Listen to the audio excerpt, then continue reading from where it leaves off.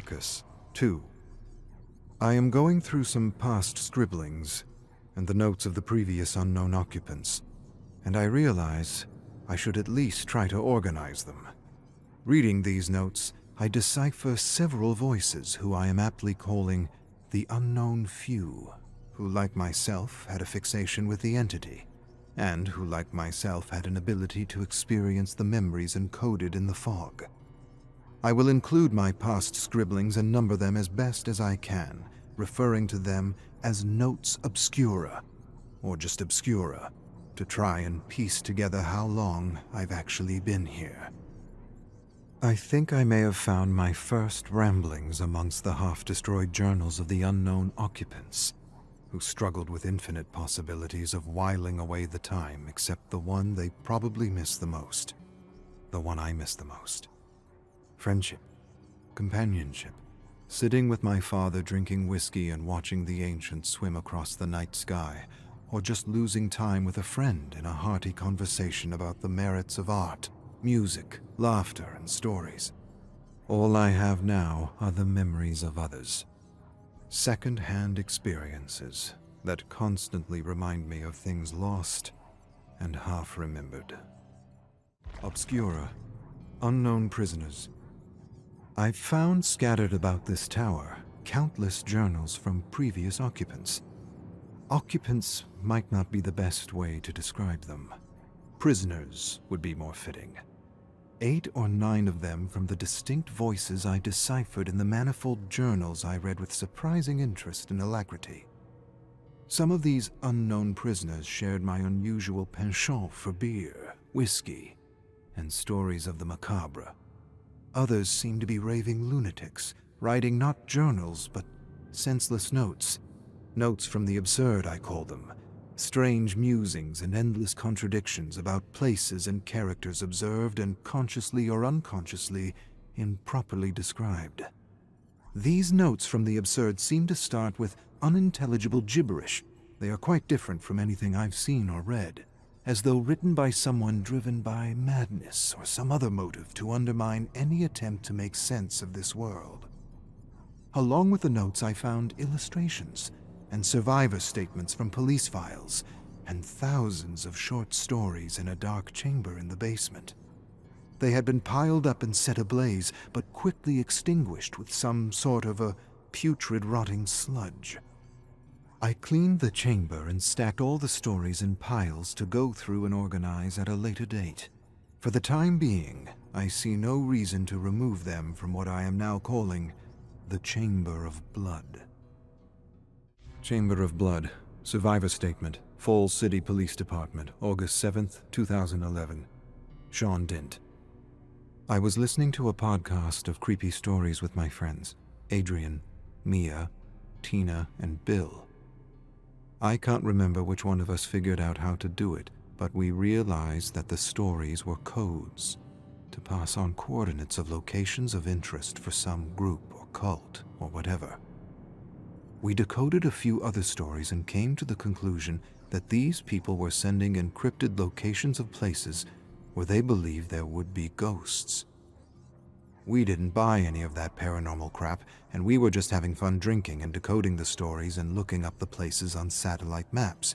But when the coordinates of one story turned out to be close to us, we thought we could check out the place for fun.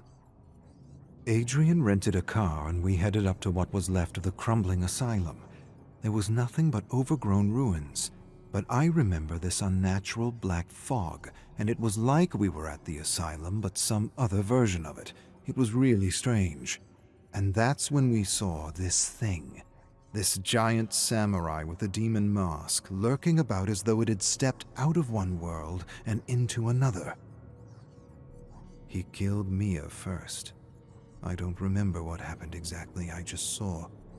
I saw her head thump and tumble across the ground. I don't remember much. I remember crawling out of the fog, and that demon or apparition or whatever that thing was couldn't follow me, like it was blocked by something invisible. Not long after, a man who called himself Hans and who identified himself as a detective arrived and asked me questions about what I had seen. He took some notes and seemed a bit strange, Then when he heard the sirens approaching, he disappeared, just like that. When the police arrived, the fog was gone, leaving only the hacked remains of my friends. And now I'm here, and you're telling me that you don't know who that detective was and that you want me to show you how to crack the code of the podcast. But I can't because I don't know. That was my buddy Tina, and she's hacked to pieces, you assholes. Chamber of Blood. Notes from the Absurd. Emperor Dwight. Ha! Bubblegum tuna on Tuesday. Sir Regal Dwight, in a thicklish purple robe and golden crownee, steps out into the courtyard and greets all the peasants with good words and pizza. The kingdom cheers and roars. Chamber of Blood. Harbinger of Hell. Evil Eyes. 1. Hattie Kaur lifted her chai tea, let the steaming spicy cardamom and cinnamon elixir soothe down her throat, and set down her stainless steel cup in the small tubba near her ancestral village of Mohi. The tea warmed her insides, yet she shivered cold with a nameless terror that mocked and poked at her like a formless apparition, reminding her that all wasn't what it seemed, and that there were nameless things that went bump in the night. Ever since Hattie could remember, she had seen and heard things beyond the veil, and she even had vague recollections of the day her parents disappeared while they were vacationing when she was 5 years old. She remembered the whispers, the approaching darkness, and the sense that somehow they were in another reality. She didn't remember much about that time, but she remembered being taken in by her French-Canadian godparents, the Roi, who raised her with their son, Jordan. Now Hattie and her older stepbrother Jordan were in India, filming episodes for their fairly successful web series, Harbinger of Hell, with their uncle Stefan. A fan had sought them out after having watched one of their episodes about interdimensional overlaps which Hattie could sense, feel, and even explore if her focus was right and she was able to tune in, as she so often described her process. As their luck would have it, this mysterious benefactor had funded an entire expedition all over the world, giving her brother and uncle access to countless remote and classified areas of known paranormal activity and unexplainable disappearances. Hattie sipped her tea, listening to the villagers speak a language that reminded her of her disappeared father, and she suddenly heard a familiar voice and Quebecois accent that stood out from the rest, calling out her name. A moment later, Stefan entered the tubba with Jordan. "I found the site of the massacre," Stefan said. "Finish your tea and let's get out of here." Hattie sprang to her feet and followed her uncle and brother into the scorching hot day. Chamber of Blood. Harbinger of Hell. Evil Eyes. 2. The thugs were ambushed in the valley near the ruins of the old signaling fort, a turbaned man with a beard said. "I'm not sure what you hope to find here. Most stay away from this place like the plague." He stared at the older teens as if they were mad. "You should have returned to the hotel like your uncle. Nothing here but the eyes, and they're probably watching us right now." Hattie and Jordan didn't answer, or want to explain that their uncle didn't have the stomach for adventure, that he was more of a producer and that he was trying to finish off a horror novel he'd been working on for the last 10 years. Ignoring the guide's nervous ramblings, Hattie studied the white stone bricks of the ruined fort and the surrounding caves, with a strange feeling that they were being watched. The guide said, "The official story is a unit of British soldiers died fighting a band of thuggies." "And the unofficial story?" Hattie turned to him. The guide stared at her for a long moment. "The unofficial story is they turned their rifles and swords against each other. Something in these caves drove them mad." Hattie absorbed this and closed her eyes, while Jordan filmed the ruins and the caves, calming her heart and silencing her mind. She began to hear the rising screams and cries of people being butchered. When she opened her eyes again, she could see the scintillating orange residual memories of British soldiers cutting down thuggy rebels. One thug seemed to be holding something important in his hands as he escaped the massacre. She walked through residual memories and approached the thug, staring at a piece of broken pillar in his hand. The thug desperately clambered over the rocks and rubble, charging into a nearby cave with the soldiers in hot pursuit. Jordan stepped up behind her. "Did you see anything?" Hattie nodded and pointed at the cave the thug had run into. The guide raised his eyebrows. "And that's my cue to go," he said, turning his back on the siblings. "Not that I think you're both crazy, which I do, but I need to get home before my wife realizes I'm gone. It's my day to make rotis and pick up the kids from school." Hattie and Jordan watched the guide disappear down the rocky, sun-baked valley. Then they turned and approached the gaping mouth of the cave. For a long moment they stared into the darkness without saying a word. Jordan turned on the flashlight of his cell phone, and just as they prepared to enter, they heard the crunch of stone behind them. Brother and sister turned slowly to face the barrel of a rifle. Chamber of Blood, Harbinger of Hell, Evil Eyes, 3. 3 men speaking an ancient unknown language forced Hattie and Jordan through the dark and seemingly endless cave with flickering flashlights to illuminate the way. Somehow these captors knew Hattie had a gift and were barking orders for her in broken English to lead them to the place where the thuggy rebel had hidden the relic. She didn't recognize her captors, but it wasn't the first time someone had forced her to find something with her special abilities. Hattie followed a trail of residual memories and whispers only she could see and hear. She could sense they were walking through an overlap of realities which heightened and reinforced her abilities in an inexplicable way. She followed the scintillating orange trail and froze when the residual soldiers suddenly disappeared. Then she started when the soldiers blinked back into existence, and she heard desperate screams as something she couldn't make out attacked them. "What is it?" one of her captors asked. "She's seeing something," Jordan said. "Let her do her thing." "This had better not be a trick." Hattie watched the indiscernible creature rip the soldiers into an unrecognizable mess of flesh and gore. The creature then snatched the thug and dragged him screaming through a series of interconnecting tunnels. She chased after the fading memory, entering a small cavern as she watched the thug release the relic as the creature dragged him into a smaller tunnel that she imagined led to a feeding den. Memories burned out like dying embers to reveal a cavern of human bones piled over thick, rotting sludge. She winced at the stench of fermented organs and fluids and waved a cloud of flies away from her face. Near one pile of bones was a corpse, still warm, flayed from head to toe, eyes missing, mouth transfixed in an agonizing scream. The captors stared at the corpse for a long moment before one prodded Hattie with the barrel of his rifle. "What the hell did this?" one of their captors murmured in disbelief. "There must be a bend in reality here," another captor offered as an explanation. Hattie noted that what she called an overlap, these men called a bend. It was clear that they had an understanding of other dimensions and that somehow this piece of column was more than just a relic. "Where is it?" the leader prodded Hattie. "Where's the relic?" Hattie took a moment, then pointed at a pile of bones. "But it could also be in there."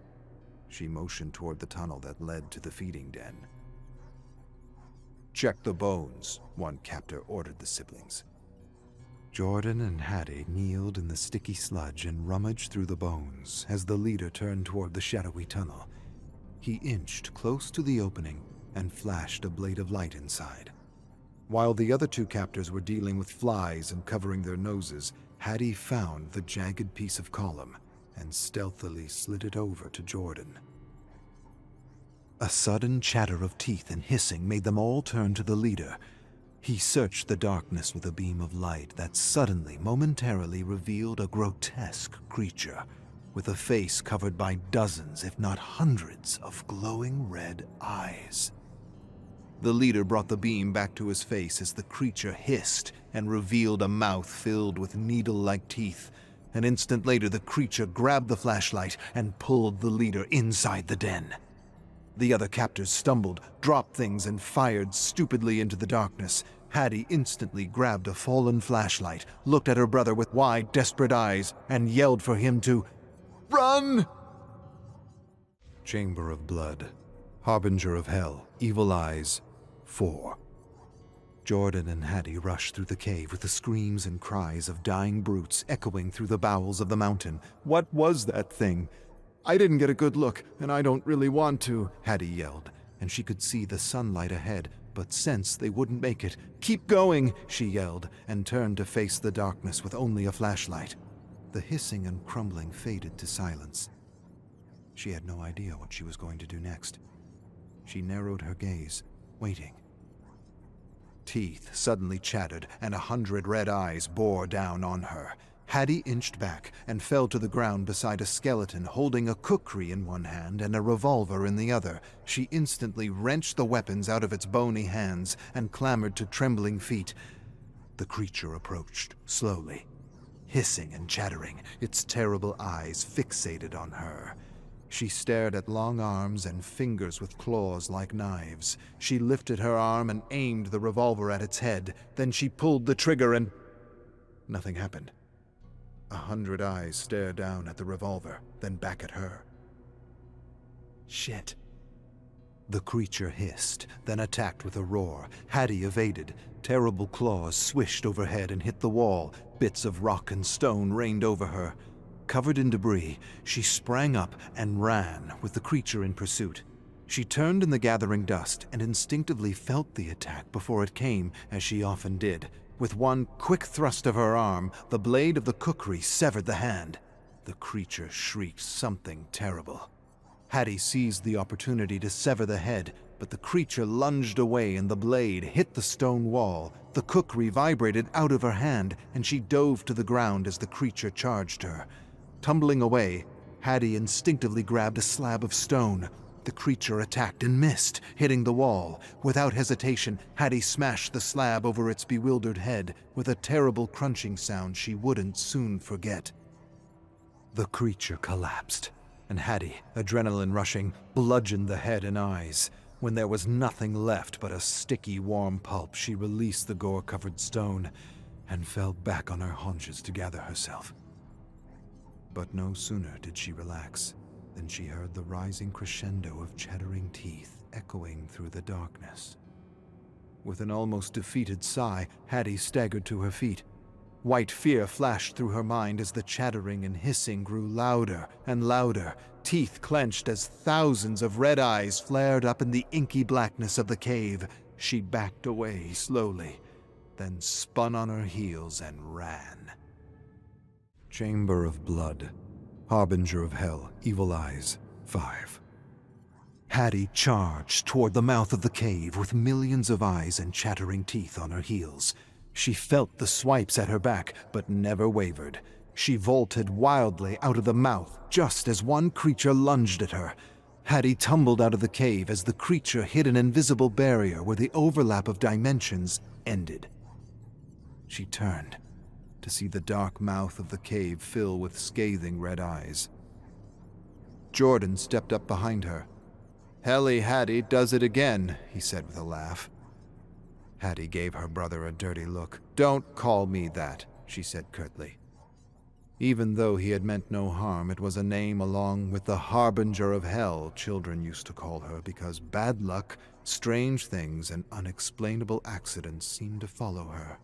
Years of therapy gave her the courage to accept her abilities and to boldly call her series the Harbinger of Hell.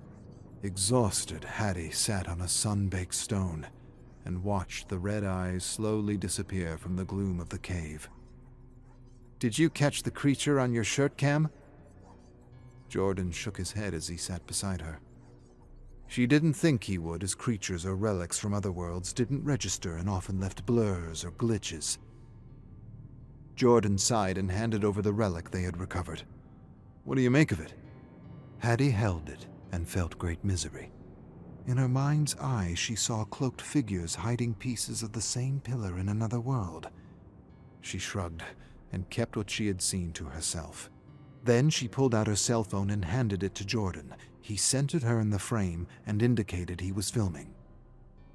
Hattie cleared her throat, mopped her forehead of sweat and soot, looked into the lens, and proceeded to address her online followers. My name is Hattie, and I was born with a wonderful curse.